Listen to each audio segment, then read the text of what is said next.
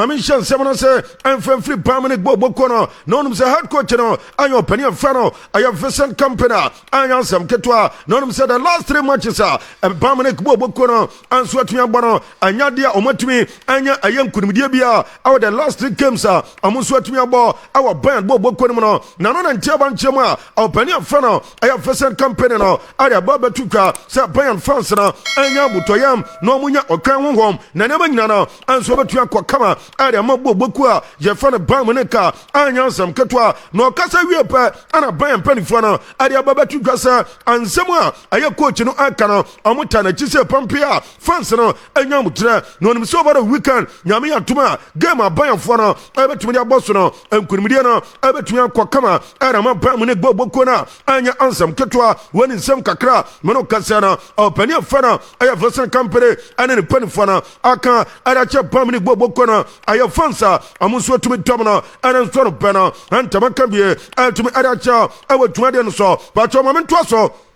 Na femino kasana yenkon kopiem ewo pani afana aye Ange Postecoglou no nim se Ange Postecoglou aye head coach ono po adwuma kama adama boboku a ye fan Tottenham Hotspur wonim se over the weekend aye last 2 weeks international break no abaso na aye Tottenham Hotspur ekodi aye mentwo amaniama nyina no ankoye kura anfama Tottenham Hotspur boboku no after the game no ensem bebre ana bepiem o andro pani afana Ange Postecoglou adin sam kakra are baba tuga Yankwaran Quater and some Ange Postecoglou, Adi Tuja, Adi Fagama, I am on a batting for Adi Aredamsono. Said you gave the appropriate feedback to your players after the Brighton game. What was that feedback? What kind of reaction do you want to see tomorrow? Yeah, look, I think by appropriate, I mean, you can't just dismiss what happened in the first half and just focus on the second half. I mean, it'd be different if it was a really poor performance all round. Then you've kind of not an easier, but analysis can be fairly straightforward. But kind of the question is why we were so good in the first half and so poor in the second half. And the second half was more around that just didn't look anything like ourselves. We were really passive with and without the ball. We lacked real conviction and courage in everything we did. It's almost like we felt like we'd done enough, and I hadn't seen that before in us. And it's a good lesson for the whole group that you need to make sure that irrespective of how a game is going, that you kind of stick to the core principles of your football. And it's a timely reminder for us that particularly in a game of football, when you haven't put, and really in the first half we should have finished the game off, that when you don't, it's very easy for momentum to shift. Magic Sport. Okay, today answer your opinion for Ange Postecoglou. Tottenham Hotspur, I'm head coach and some kakron so the giant twaso and so busan so opinion kan ma and so opinion tibisa I'm rantia makuma kumienua woman aya attacker and as attacker dema bobokua your friend Tottenham Hotspur omaba announcer still no I'm rantia enyanya fully fit brantia your friend so you mean opinion for Ange Postecoglou at the tuanim so opinion and so to aretania nyame atuma gamer ebeto dwana to me Abobi anon quarantena a brantia fan richarlison ano aya Brazilian international Ange Postecoglou and making emphatically clear a brantia and so are babaka omunyina no aya available for selection a gamer and so beto dwana to me anya kwanya agiram and so to me pia biwe and some kaka no so na everywhere aya pampacho pania fana arete hagna and so aya head coach obo adwuma arema boboku a je fan Manchester United andra openina kodin koma aya baba tudwa na some opinion fana aya arete aka anyina nsa osi amanfo Ashasia and Omokeka and a United team and Tokwa Wom and Yade and Gisem Kanchamusa, every chance I'm in Kanchobiasa, a media no and another Montes or Mokeka, San Tokwa and Yaman Kuye, our United Bobokun, no inside United Bobokundia and Yama Adidum Kamapa. Further to that, obviously you can see positives, but there's always a lot of noise around your position, certainly at the start of this international break. Did you feel the need to seek any assurances about your position? No. The noise is only coming from the media, from you guys. For some of you, let's say this, not all of you, but some of you who bringing up stories, creating stories, creating fairy tales, making the noise, bringing lies. Because I know we are on one page in this club. I told this before the break, I told several journalists, probably they didn't believe me, because I see the reports, but internal in the club, it's quiet. Of course, we are discussing in the position where we are, that we are unhappy with the position where we are, and how we have to turn the corner, what has to happen, and so what should be the strategy to turn this corner. But ultimately, we are quiet, we are composed, we stay where we are, we stick to the plan, and we are very convinced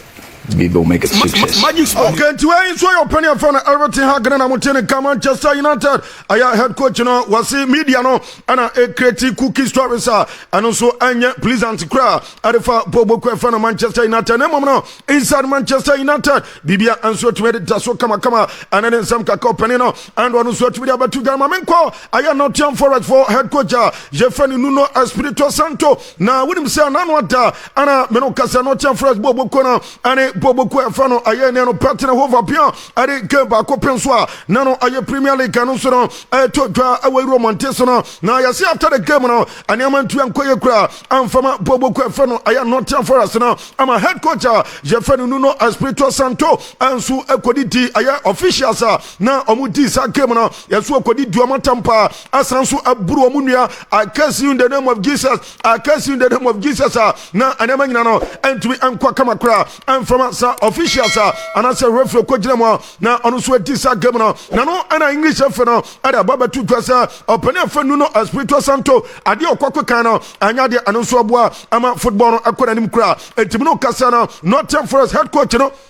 and Penfuchema, 3 matches ban, suspension, Yadiamano, and also Quarantano, idea £55,000, and also Penino, and Sans Entria for insulting and cursing referees, Omukodi Gama, not time for us now, and I'm Feno, Platinum over Pio Gamano, Amusu to Quabano, and then some Cacano Sona, Ababetoga, and Panameka, and so to the amount. Now, Mamma, and Copium, our Enzo Maresca, or Penina Coding Comacara, and the Chelsea fans now, Sir, our Brantia Feno, I have Rich Jameson, a woman so Penina. Badia ama menoka so ya fully fitter when twenia ana bibia de dem kama na James akwa na nyame atuma akira watumi start game no kama era ma Chelsea boboko no na mom no obetumi aka ada cha fans nyansa amunya botra efisa James no akra no hwe ne body pa ekura no a currently abaya den so obetumi about 2 matches in a week abaya den pa yankodem kotie opinion fan Enzo Maresca. You mentioned Reece James would only be able to play 1 game a week. Is that for the foreseeable future, or will you slowly try and build them up, or is he just physically not going to be able to do that going forward? In this moment, I think can be the solution. Now in the future, I don't know. But if we want to build something with him in terms of physical condition, probably the solution is to allow him, to go slowly, and to use him once a week, and then hopefully in the future we can use him more during the week. But in this moment, probably we need to think to use him once a week. It's going to be a difficult decision because obviously Malo Gusto's been playing really well as well for you now when they're both fine for that. Yeah, it's difficult, but at the same time it's nice because you know that one of them, the one that I choose, is going to do well. So this is a good feeling. Magic Sport. Okay, to enjoy your opinion from Enzo Maresca, head coach. Adama Chelsea Bobokono and Wadim Komaka Kayanko. Now what we are Busan sir, I'm Rantia Hudwana, Sisia Kadama Chelsea Bobokono. Now one of it we are cancel special power. I want to about 20 Chelsea Bobokono and open Chema Brantia Fanny Jadon Sancho. I a special player. Tani Tanginano, a Brantia Awakehada, Sir Obenya Konya Esiaka, Adama Chelsea. Or can some Bebre, Adifa Chelsea Bobokono, Enzo Maresca. Jadon is doing well. The only thing he has to do is to continue in the same way, work hard every day, and as I said many times, for sure he's going to help us because we really believe that he's a special player. But the only way to confirm that is to work every day hard and to never be happy in terms, always be ambitious and more and more and more. Magic Sport. Okay, to win so ayo penny fan Ange Maresca Chelsea head coach na Martin's wedding komo area for Brantia fan Jadon Sancho was say a Brantia special player pa area Chelsea bo boko no maka Ange to me adibia down now moment so dem kopiem our opinion on ayo sporting director area Saudi Pro League no opinion fan Michael Aminaro na opinion no den some kakra area baba tuga area for Brantia fan Sadio Mane aya a Brantia no na yokobusa no sa ansamba ana woni Sadio Mane Shanamu Tim Koma, a Branton etumi aka na watumi adia drop and for Michael Aminaro Ejema was say Sadio Mane and any Dim Koma Tani Tangana and some Taka Chanapa and you answer Obogudam no pa anasa ayabo bokwenmo I had the best decision ever ano Sadio Mane and so we are taking our football career ma anon Koma Kakro Penino and so we are tira anano pana Hunter Maker and so we adia tawo mamenko aya Barcelona tipo Ghana amo president Jefano aya Joan Laporta and Penna Kodin Koma Kakra na some trofana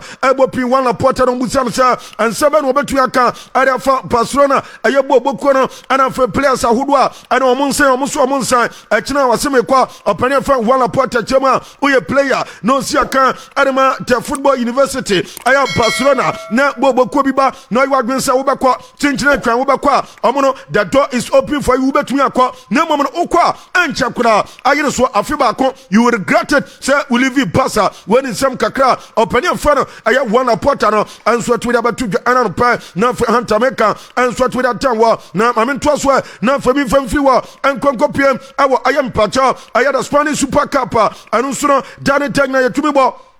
I was playing Montesano. Now, with him, sir, Meno Casano, I had semi finals parents, no, about the Twika, and your answer, Ketwa, now, Meno Casa, Barcelona, I have Bobokwana, our Yamia Tuma, I have 9th January, and a Bassa, and Bobokwa, Jeffan Athletic Club per power, and so bet you about, and we had the semi finals of the Spanish Super Ayacapano, and so bet you to go, our Pacho Gita, our Saudi Arabia Monteswa, and your answer, Ketwa, now, Mecanisano, now, Omo counterpart, I have Bobokwa fan Real Madrid. No, amonso ani bobokua Jefan Real Mallorca and Ebeshia our Spanish Super Cup no, on the 8th of January na bibian so tua koye our Saudi Arabia anya sam ketwa nyame ya tuma aya finance no anu so abetua toga our January 12th and South finance no and so abetua toga hwan and abetua eze Barca eze Real Mallorca eze Bilbao and Real Madrid abra and Crabia and anu so abetua che Andra our pania fan Ancelotti according koma area for branch fan aya Mbappe Samuel Otewa na some chofana